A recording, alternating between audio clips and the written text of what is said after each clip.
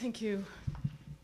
Any chance there ever was to have a civil, constructive conversation about murals or the city development permit process ended last month when the decision was made to break the law and to go ahead with this project?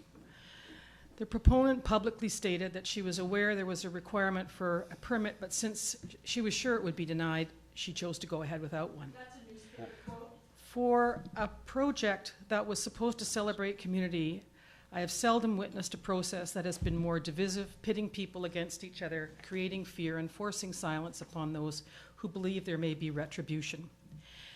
Members of council and city staff have been vilified, hounded, harassed, and bullied, accused of things we have not done, of having thoughts we have not thought. In several of the proponents' numerous and lengthy emails, we've been called names, insulted, and had our integrity called into question. It's been stated that we are control freaks, punitive, admonishing, cowardly, dull, mediocre, gray, hypocritical, living in the dark ages, destructive, ridiculous, and oppressive. I listened with respect. Can I, please? Yeah. I need to listen to Yeah. this. Order, please. Yeah. Order, please. Yeah. I spoke at the beginning of the meeting. You guys had your mind made up. when Ms. the meeting Genier, started. I will have to ask that you leave the meeting if you cannot. You have to. You were given respect of being heard by council. If you're And- just voting, that's Most of slander, those it's serious, votes and and everybody she should should know already that. Excuse- want them referred to. Do you want to see Please, that way? You I'm ignored my asking for petition. order Sharon has of the her mind room. made up. It's done deal. It's slander. Thank you, We Mrs. have been- You have to say something if Excuse it's me, incorrect. It's slander. excuse me. I'm just saying. One person, Slander in the newspaper in every regard, and there's That's not one illegal. policy. order. You have to defend I'm herself. asking for order, So you're please. making us pay for it. She should What not I- defend herself if it's slander. Excuse me. It's just the law. Excuse me. I've asked for order, please. Ms. Jackson has the floor. For those who are going to want to speak or ask a question of council, there is an opportunity at the end of the meeting. You can ask a question of anyone. So please, no, there's no questions at this time. Councillor Jackson has the floor. Councillor Jackson has the floor. And you can ask, there is an opportunity at the end of the council meeting for anyone to ask a question from the public. So if you have a question, please hold it, and you'll have that opportunity at the end of the meeting. But to be orderly and to be able to hear and to listen and respect, it must be one person at a time in this forum.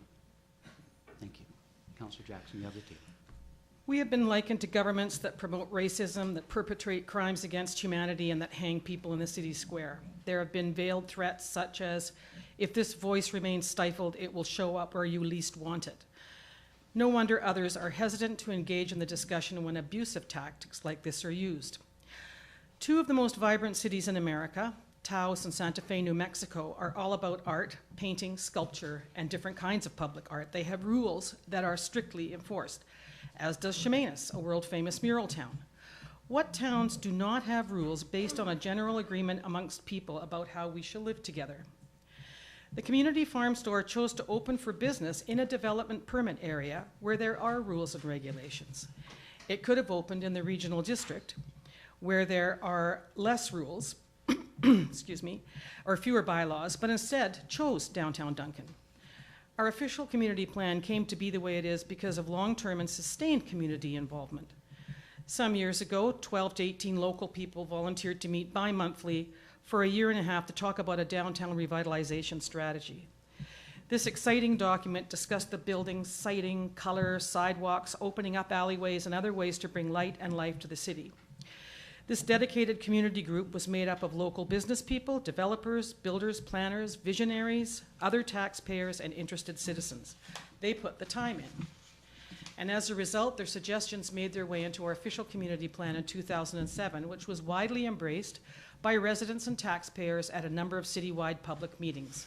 That is the process. That's how you create change. Those people make up my community, and those people are the ones who tell me what I may or may not do in our official community plan. So the statement, your bylaws regarding signage and art are dull and mediocre and unsuitable to the likes of us, is simply not true. The proponent is no more or less special than any other business person in town. We can make no exceptions. Downtown business people depend upon the fact that we do not, and they have a right to expect that. These are not my bylaws. They are your bylaws. They are everyone's bylaws, and there is a way to change them, but this is not it. It was stated in another email from the farm store, sorry to have painted you all into a corner, but that's how a revolutionist goes about things. Compromise and consensus is a long process, and I think there's no better time to be the change we are waiting for. I am sorry, but consensus and compromise is where the real revolution happens. Pitting neighbors against each other is not community building, it's tearing it apart. You don't like the bylaw? Okay, let's talk about how to change it. This is where we all should have started. But in the meantime, you cannot flout a process in such a way that sets a precedent for the challenge of every single bylaw that we had. What would be next? The outdoor burning bylaw, water restrictions, zoning, garbage. You cannot run a city efficiently if most of what you do is in reaction to anarchy. We are given the tools to do the business of the city by the provincial government. We can only do what the provincial government allows us to do. We don't make all the rules, and we don't operate in a vacuum. And finally, this process has not been about showing youth how to build community, but how to bully and harass, break the laws you don't like, exclude a large part of the very community in which you live, and then apply public pressure to create an exception for yourself when you don't get your way, and I don't plan to support that. Thank you. Councillor Barker? Yes, thank you, Councillor Jackson. Your Worship, could you correct me? Did our Centennial Planning not have invitations for artwork that actually offered financing as well for submissions? That was Mr. Ireland. I think there was a proposal for that. Your Worship, we're working on a proposal call for some public art anywhere in the city for a value of up to $25,000. That will go out soon, I hope. I would just like that to be on record that the City of Duncan actually does embrace our work, and we do have plans in place with procedures that can be followed where artists can actually be paid for their work. Thank you. Okay. Further discussion? Thank you. Councillor Bell? Well, I have a statement that I was going to.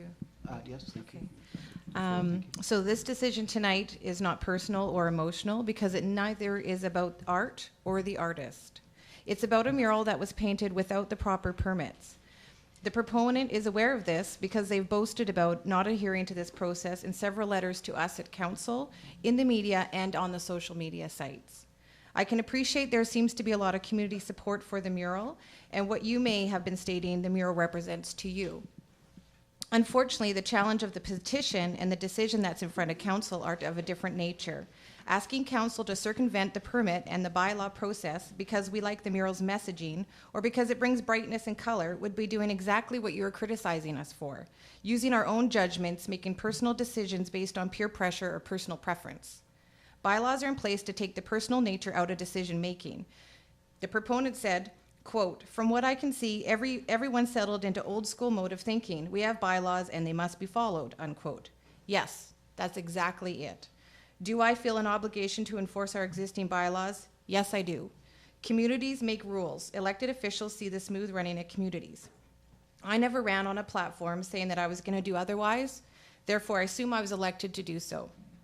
I hear the concerns that, quote, "the bylaws regarding signage and art are dull, mediocre, and unsuitable for the likes of us," unquote.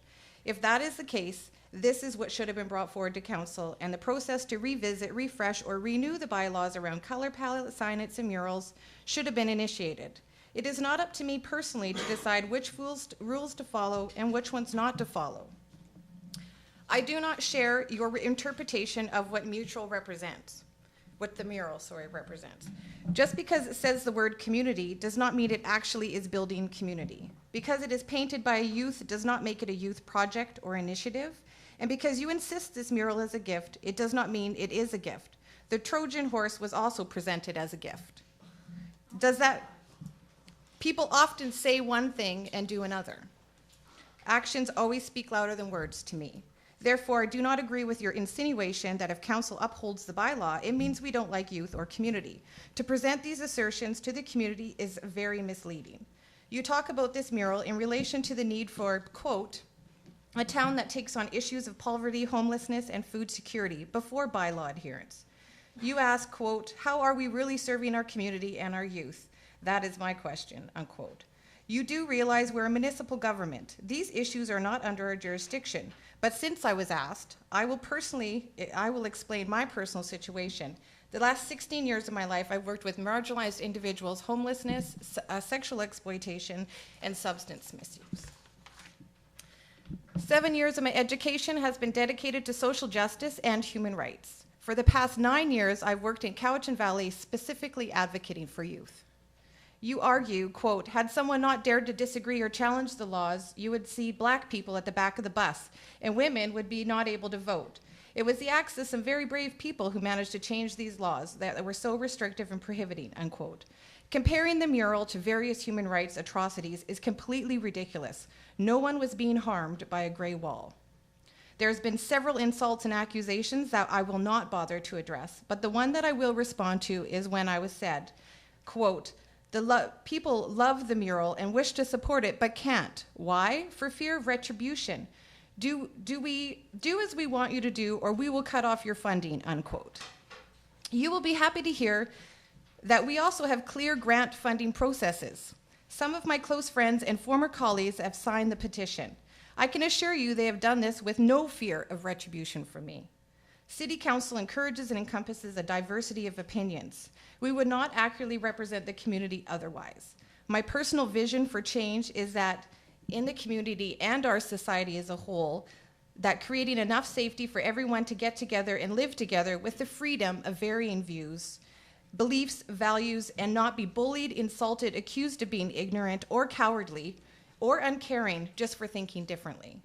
I have made a personal commitment never to engage in those types of behaviors, and I will always have space for people to disagree with me. I'm curious if you have even considered that not everyone agrees with you. Has it even crossed your mind that some, even if they like the mural, also believe in rules and fair process? Not everyone who's decided not to support the mural is doing so out of lack of courage. Rules and laws make people feel safe. It's more common when individuals or groups take a hard stance on something that people actually feel fearful to disagree. Often when people are intimidated, they go silent. This, to me, is the opposite of community building. I I'm have to gonna- remind you, we have a 5-minute limit on Okay. each counselor I will for sum it all debate, up. and so you've got about 10 seconds. There was a long quote. I'm gonna quote this one. Sorry to have painted you all in a corner, but that's how a revolutionist goes about things. Compromise and consensus is a long process, and I think there's no better time to change. I go by a different clock than City Council. The parts of everyone that has been stifled, the law and order, expectations and protocol, will be reckoned with sooner than later. If this voice remains stifled, it will show up where you least want it. I will conclude with saying that I believe in compromise and consensus, and in my opinion, that is how we build a just society. If anyone truly wanted to have a genuine conversation with council around community building, new ideas, and possibilities, they're going to have to leave the righteousness, the name-calling, the passive-aggressive threats, the gross exaggerations, the assumptions at the door, because I only engage in respectful dialogue. Thank you, Councillor Jackson. Further discussion on this, just for a reminder of the audience and the council, this is on the amended motion item. Thank you. Further discussion by council? Hearing none, I'm going to, further discussion? No? I'm going to call the question then. Are you asking? Thank you. Councillor Thornton, please. You know, we've had a variety of different things regarding this mural, and I'm hoping that in time we can all start to get to understand that things are put in place before we get to our chairs that you honor us by giving. And it takes time to change things. And it just means that we've got to work harder to get to a better tomorrow. It's no one's fault. Something happened. A lot of people were confused and misunderstood. But I think we have to come together as a community and say, okay, let's everybody fix this, because I want to have clarity and I want to have certainty for a better tomorrow for this city. I believe in that. I wouldn't be sitting here if I didn't, and I thank you for the opportunity to have this chair. There's going to be differences of opinion no matter where we go or what we do or what we say or how we act. It's just a matter of adjusting, and that takes time. Thank you. Thank you. Councillor Thornton, Councillor Staples. And what I would like to say is that Councillor Jackson and Councillor Bell make very good points about following process. That's something that I'm learning doing this, because I've never been someone that really understood the need for process. And Councillor Bell's right, it does help people, make people feel safer in our communities. And the people that I sit on this council with and the staff that works here really care about this community, and they care about what happens, they care about the youth, they care, I think, more. You have to care to do this. You could not do this if you didn't care. It wouldn't work. And I hope that from this point forward that we can find ways to move together as a community. I'd like to hear ideas instead of complaints, but that means we need to share them with each other. I'd like people to come forward and say, this is something that we all want to do together. What do you think about this? There's so much room for that. And so what I'm going to ask today is that we all move forward, learning what we can learn from this, not carrying it with us and walking with it in front of us. I don't want to carry this into the future. And I know that no one else here does either. Thank you. I'd like to add one thing before I call a question. It's a small story. And the story came almost as an epiphany to me at complete surprise. When the Lieutenant Governor, Stephen Point, was first appointed as Lieutenant Governor in BC, the first community he visited in his official capacity was the city of Duncan. And he came here, and we invited the Chief of Cowichan to join us because this is their territory. And we attended Coheman Elementary, which is actually officially outside the city of Duncan. And the Chief and I, Lieutenant Governor, came to the school. Lieutenant Governor came through the door, a man of stature and respect and dignity, which you didn't even need to hear or know. It was just there. I'm sorry, I'm going to break up on this because it was very difficult. But we went into that school.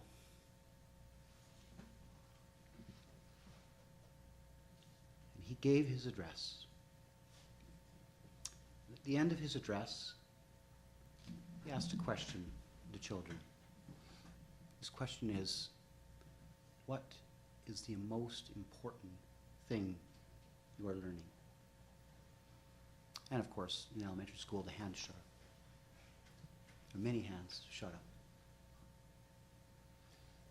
And he acknowledged a number of these hands and great responses. Math, English, PE,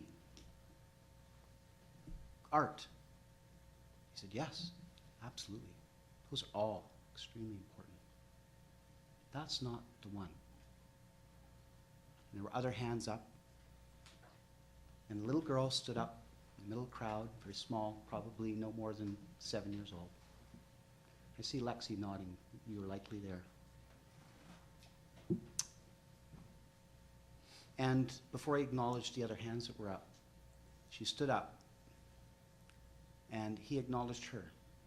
She's in a pretty little dress. Obviously, she dressed very well for the occasion. And he said, yes. And he said, what is your answer? She said, listening. He said, wow.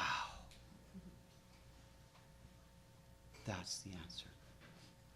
He said, and how would you describe listening? And this little girl put her hands out like this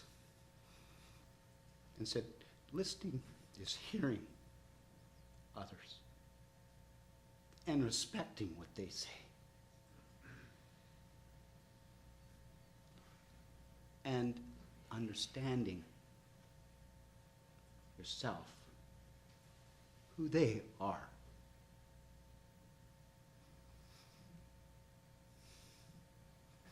It was profound. And never a truer word of the truth come from babes. That's what I have to say. And I'm going to call the question. All those in favor of the motion as amended? Opposed?